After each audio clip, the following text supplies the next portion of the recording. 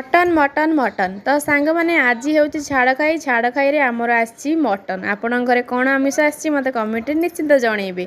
Mutton माने ताकू भलसे मसला कषा कषि करके मटन को भलसे कषिदेली 70-80% मटन होगला आलू पकईकी आहुरी भलसे कषिदेली। आलू होउची मटन जान आलू नथिले मटन तरकारी बा मटन झोल आदौ भल लगे।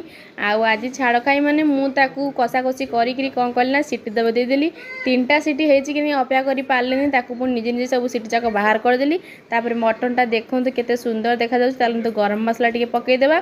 मटन माने गरम मसला टी न पड़े हम कि गरम मसला टी पकई देकी एबे देखो मटनटा केमती लगुच बास्ना तो कहतुनी पाटरू लाल आसला।